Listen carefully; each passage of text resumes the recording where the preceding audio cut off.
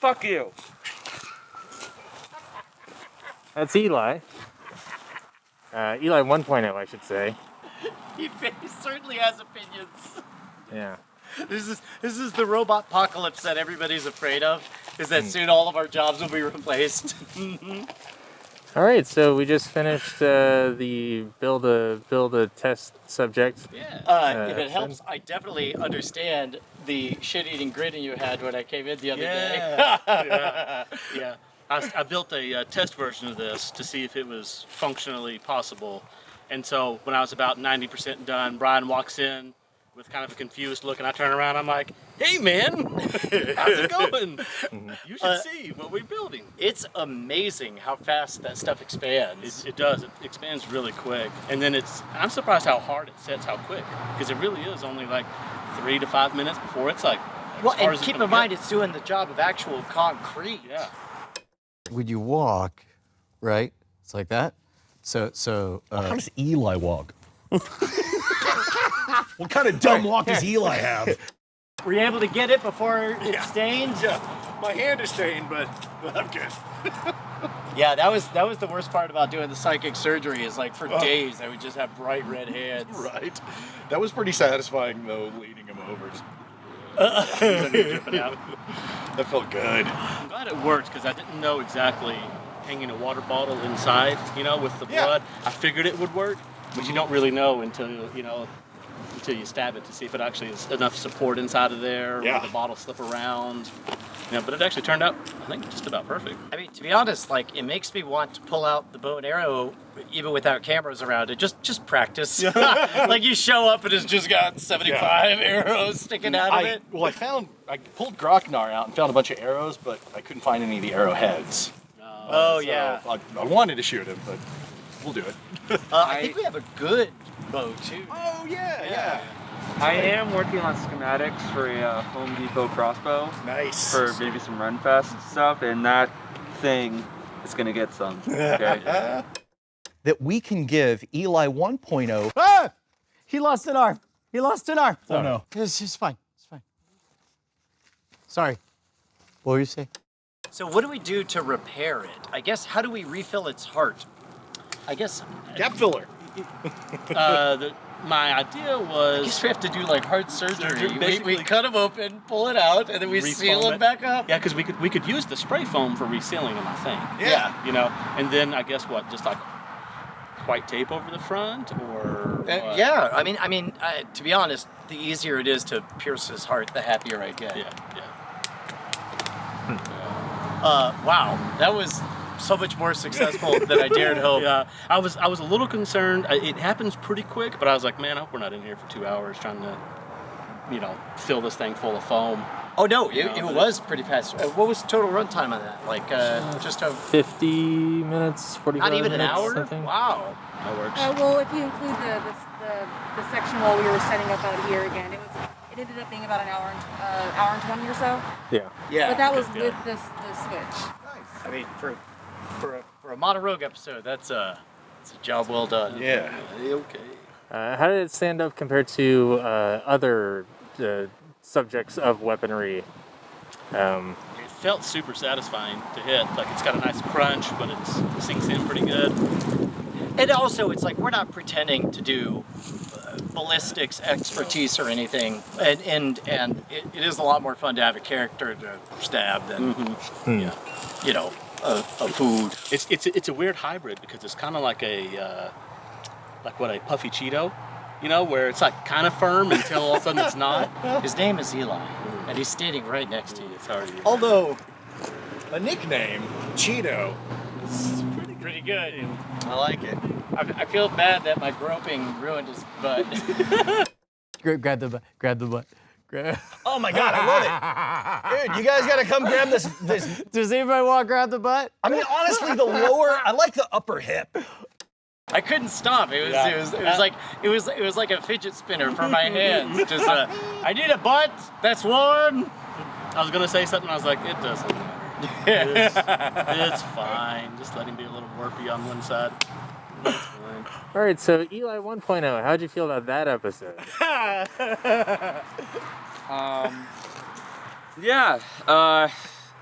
It was good. I think good content. That's really all I can say about that's good. Yeah. Yeah, right? It'll get monetized, right? We'll see. Okay. Can I get like a cut of the revenue made off of this video? No. Okay. Well. I don't know if this has a. If you These could forward it front from butts this. are scorching hot. Scorching hot front butt. Available only on Eli 2.0's Tinder profile. You operated. 2.0 is a legally distinct property from Eli 1.0. Let's just make it very clear. You operated the crane camera during the indoors portion. How did you feel about that? It was good. There were a few times where I wasn't sure whether I had like certain like the cavity open, where it was like if I had that in shot. Yeah. Yeah, for the most part it was easy. It was just keeping track of where people were and making sure I was framing them right. Yeah, kind of tough angles sometimes, but otherwise just sort of pointed down at them. Yeah, just making sure I had full view of them. Yeah. Pause everything because I'm gonna talk out of school. This is gonna end up on Scam Stuff. Behind the scenes chat, we were all surprised when we ate military rations that Brian didn't seem to have a problem with much and Jason was very uncomfortable with it. I don't think I can do it. I'm only gonna do 2 more. What? Why? In the Slack chat, Eli, hey man, there's this weird fermented fish you can eat. Jason, yeah, it just doesn't feel like a modern rogue. I don't see the modern rogue angle at all. He's like, well, we could talk about the history, about how it works in survival situations, why it would come to be. Jason, yeah, I'm just not seeing it, bro. Eli, I bought some. Jason, still, I swear to God, Brushwood. Eli shows me this morning. He's like, hey, Jason. I'm like, yeah. Annaliese, how was audio today? It was pretty good. We switched things up a little bit down to -18 instead of 12 this time. So this is a full bodies painter suit that has the booties and also the hoodie. Yeah, just a little bit quieter. Yeah, and it took a little bit of adjustment at first, but hopefully it works out good. Okay.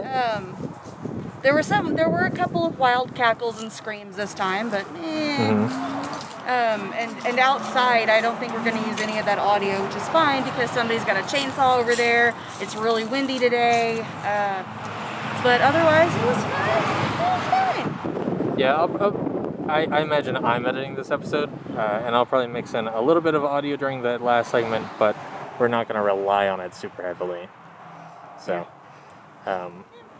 but we did that just to give us a little bit more room, a little bit more overhead, so that way when they do get shouty and yelling, they're less likely to clip. Well, we'll see. Yeah. There might have been one or two where But even if they do clip, then we at least have 6 dB more fidelity on that than we would have last time. Everyone come and strangle Eli for just a second. It's really satisfying. I'm not eating the rotten fish, Eli. Is it team building exercise? Yeah. Hello. Bryce, how did you feel about that episode? You were kind of running the side camera for a lot of that on the Voigtlander. Yeah, it felt good. It was.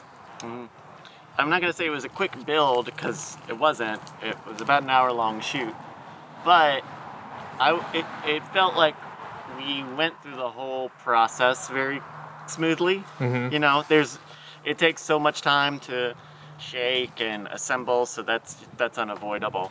But it felt like the second leg of like coming out here and testing it went by really, really easy, pretty quick, and not a full test like we normally do. Normally we do a bunch of tests and we do a whole big thing out of it.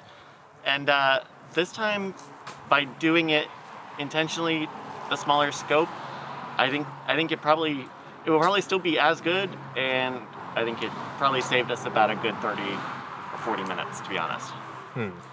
Yeah. But it was great. I think the thing came out well. I'm surprised them bashing it didn't destroy it more. You know, I kind of thought it might just shatter and we have to make a new one every time, but it's holding up pretty well. Eli's still over there stabbing it. There we go. Got some more porous. Yeah! So that gives you a sense of how sturdy it is. And now he's shivving. Now he's doing a shiv. Oh, yeah. Right. We got to use that again, Eli. Don't kill it too much. Getting off easy. Punk. Yeah, no real complications with that episode. Just kind of took a while. Yeah, it just takes, and that's just how it is, you know. I think we knew ahead of time. You know, Jason said, yeah, it'll probably be 7 or 8 bags, and you can't do them all at once. So, Right. but I think it ended up being very good and pretty time efficient for what it is. Yeah, I'm not even gonna give an estimate on how long that's gonna cut down to, but you know, My guess. we'll see. My guess would be. Would probably be about 12 or 13 minutes. Wow. I think a lot of it will cut down. I think a lot of it can. I think if you wanted to, you could cut it down. Right. Sure. You know, I think about Scam Nation where I want to chop as much out as I can. But I could see it be short because it's mostly just a lot of waiting, a lot of shaking, dump it in there.